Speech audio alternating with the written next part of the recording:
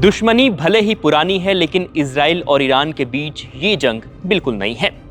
Israel ने लंबे वक्त तक प्लानिंग की, इसके बाद शुक्रवार सुबह 3:30 पर ईरान पर हमला बोल दिया। जवाब में ईरान ने भी इजराइल पर ड्रोन से अटैक किए, लेकिन वह अटैक ईरान की उम्मीदों पर खरा नहीं उतरा। इजराइल ने रास्ते में ही ईरानी ड्रोन्स मार गिराए, लेकिन बदले की आग में जल रहा ईरान रुका नहीं और उसने शुक्रवार रात ही करीब 200 बैलिस्टिक मिसाइलों से इजराइल पर फिर से हमला बोल दिया।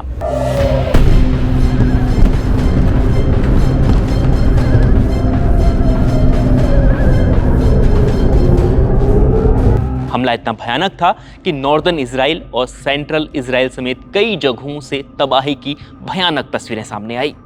फिर रात 12 बजे के करीब एक खबर आई कि इजराइल के प्रधानमंत्री बेंजामिन नेतन्याहू को एक सीक्रेट जगह पर शिफ्ट कर दिया गया है। नेतन्याहू के विमान की एक तस्वीर भी सामने आई। खबर आई कि एक विमान इजरायली प्रधानमंत्री को ग्रीस की राजधानी एथेंस लेकर गया है। तो यह तो थी मिडिल ईस्ट में शुरू हो चुकी जंग की कल रात तक की जानकारी। आगे क्या हुआ इस वीडियो में हम आपको बताएंगे, और बताएंगे कि इजराइल की धमकी में कितना दम है और वो ईरान को कितना नुकसान पहुंचा सकता है।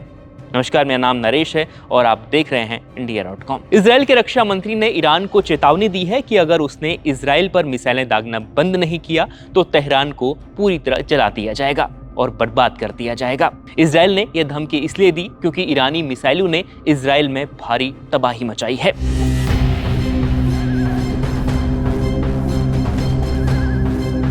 हालांकि इजरायली सेना ने दावा किया है कि उसके एयर डिफेंस सिस्टम ने अधिकांश मिसाइलों को रास्ते में ही मार गिराया, लेकिन सुबह होते होते तबाही को देखकर उन्होंने यह तो कबूल कर लिया कि कुछ मिसाइलें डिफेंस सिस्टम को चकमा देकर उसके रिहायशी इलाकों तक पहुंच गई हैं।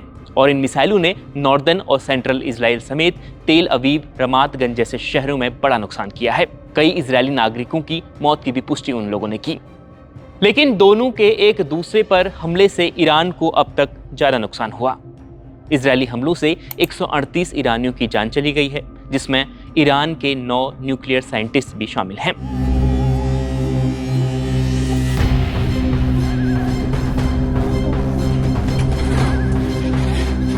यानी इजराइल जिस मकसद से ईरान पर हमला कर रहा है, उस मकसद में वो कामयाब होता हुआ नजर भी आ रहा है। ईरान के परमाणु कार्यक्रम को तबाह करने के मकसद से इजराइल हमला कर रहा है और उसके निशाने पर ईरान के न्यूक्लियर साइंटिस्ट भी शामिल हैं। इसलिए उन वैज्ञानिकों के घरों के ऊपर एयर स्ट्राइक की गई है। इजराइल, अमेरिका दोनों ईरान के परमाणु कार्यक्रमों से घबराए हुए हैं। ईरान मानता है कि इजराइल के इन हमलों के पीछे अमेरिका का हाथ है, इसलिए उसने शुक्रवार सुबह इजराइल की ओर से हुए हमले के बाद कहा कि अमेरिका के साथ होने वाली परमाणु बातचीत अब बिल्कुल बेकार है। ईरान के विदेश मंत्रालय ने एक बयान जारी किया और कहा कि अमेरिका ने ऐसा काम किया है कि बातचीत का कोई अर्थ नहीं बचा है। इजराइल ने अपने हमलों के जरिए सभी लक्ष्मण रेखाएं अब पार कर दी हैं। तो ईरान और इजराइल के बीच 15 जून रविवार के दिन ओमान में 6ठे दौर की परमाणु वार्ता होनी थी, लेकिन अब शायद इस पर ब्रेक लग सकता है। हालांकि इसके पीछे सच यह है कि अमेरिका खुद ईरान के परमाणु कार्यक्रमों को रोकना चाहता है, लेकिन अगर ईरान बातचीत के टेबल पर नहीं बैठता है तो उसे बड़ी जंग का सामना करना पड़ सकता है, जिस तरीके से अमेरिका संकेत दे रहा है। वहीं दूसरी तरफ अमेरिका सीधे तौर पर ईरान पर हमला नहीं कर रहा, लेकिन वह इजराइल को आर्थिक रूप से मजबूत कर रहा है। साल 2020 में ही इजराइल को अमेरिका ने $3.8 बिलियन की आर्थिक मदद की थी। साल 2017 में अमेरिका की ओबामा सरकार ने इजराइल को $38 बिलियन की मदद देने का एक ऐलान किया था। इसके बाद 2028 तक यह मदद इजराइल को मिलनी है। अमेरिका मदद देगा, बीच बीच में उसे मदद मिलती रहती है। कभी तो एक साथ इजराइल, हमास और ईरान दोनों से एक साथ जंग लड़ने में सक्षम हो पा रहा है। अब अमेरिकी राष्ट्रपति ट्रंप ने ईरान को फिर से एक सीधी चेतावनी दी है और कहा है कि ईरान परमाणु समझौता कर ले, वरना बड़ा हमला होगा। लेकिन इस धमकी के पीछे इजराइल के दावों की पोल भी खुल गई है। इजराइल ने शुक्रवार सुबह किए हमलों के बाद दावा किया था कि ईरान का नतांज न्यूक्लियर साइट पूरी तरह से तबाह हो गया है। नतांज को ईरान का प्रमुख परमाणु केंद्र माना जाता है। अगर वह वाकई में पूरी तरह तबाह हो गया है तो अमेरिका को इतनी चिंता क्यों हो रही है? तो इस पूरी लड़ाई में इजराइल मार रहा है, ईरान फिर से खड़ा हो रहा है।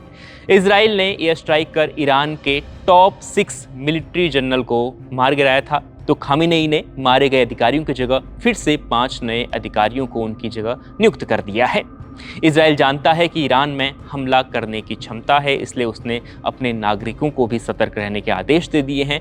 लेकिन इजराइल के प्रधानमंत्री क्या देश छोड़कर निकल चुके हैं या फिर वो इजराइल में ही कहीं छिपे हुए हैं, इसकी अभी पुख्ता जानकारी आना बाकी है। इस वीडियो में इतना ही। देश दुनिया की तमाम खबरों के लिए देखते रहिए India.com।